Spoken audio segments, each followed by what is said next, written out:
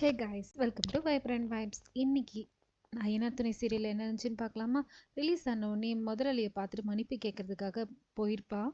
அவன் போன உடனே சோழனை பார்த்த உடனே அவரு வந்துட்டு அழாதடா, இதெல்லாம் ஒன்றும் பிரச்சனை இல்லடான்னு சொல்லிட்டு அவரு இப்போ நிறைய சாரிண்ணே, என்னை மன்னிச்சிட்டு உன்னை ஏமாத்தணும்லாம் நான் நினைக்கவே இல்லைன்னு.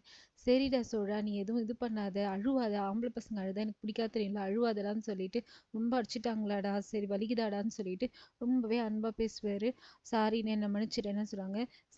சரிடா, நீ நாளையிலேருந்து வேலைக்கு வரணுன்னே, நான் வேலைக்கு திரும்ப வரதுக்காகலாம் ஒன்றும் கேட்கலண்ணே, நான் நிஜமாலுமே உங்ககிட்ட மன்னிப்பு கேட்கணும், நீ என்னை மன்னிக்கணும்னு சொல்லிட்டு தானே வந்தேனோடனே, அந்த பொண்ணை அவமானப்படக்கூடாதுன்னு சொல்லிட்டு அப்படி பண்ண நீ ஒரு நிமிஷம் யோசிக்க வேணாமாடா, இன்னைக்கு உன்னை வெளில எடுக்கிறதுக்காக அந்த பொண்ணு காலையிலேருந்து எவ்வளோ இது பண்ணியிருந்திருக்கும் தெரியுமா, எவ்வளோ கஷ்டப்பட்டிருக்கும், போலீஸ் ஸ்டேஷனில் எவ்வளோ அவமானமாக அதுக்கு போயிருக்கும், அதை பற்றிலாம் நீ யோசிச்சியா, உங்கள் அண்ணனை பற்றி யோசிச்சியா, எதையுமே யோசிக்காமல் இது பண்ணிட்டியேடா, உனக்கு நல்ல வாழ்க்கை அமைஞ்சிக்குது, அதை உனக்கு வாழ தெரியலையேடா, என்னடா இப்படி இருக்கிற, எல்லாத்தையும் யோசிக்கணும்டான்னு சொல்லிட்டு நல்லா அட்வைஸ் பண்ணுவார். எல்லாத்தையும் கேட்டு சோழன் ரொம்ப ஃபீல் பண்ணுவான். ஃபீல் பண்ணி நிலா கிட்ட ரொம்ப மன்னிப்பு கேட்பான். சாரி நிலா, என்னை மன்னிச்சிடுங்க, உங்களை நான் ரொம்ப கஷ்டப்படுத்துகிறேன், உங்களை பெருமைப்படுத்துகிற மாதிரி நான் கண்டிப்பாக நடந்துப்பேன், என்னால் உங்களுக்கு எல்லாருக்கும் அவமானம் தான் சொல்லிட்டு ரொம்ப ஃபீல் பண்ணி ரொம்ப மன்னிப்பு கேட்பான்.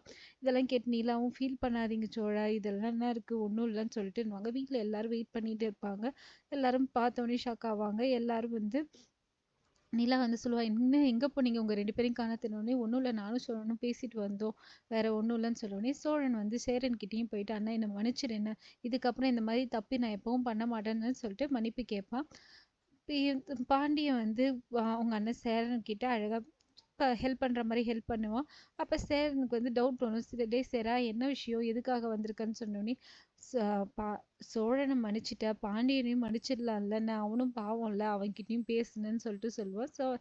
சேரன் எதுவுமே சொல்ல மாட்டான், அமைதியாகவே இருப்பான். அடுத்த நாள் இப்போ இவ வருவா, இவகிட்ட சோழன் உளருவா. அதெல்லாம் நாளைக்கு எபிசோடில் பார்க்கலாம். மறக்காம இந்த எபிசோடை லைக் பண்ணுங்கள், ஃபாலோ பண்ணுங்கள். தேங்க்யூ.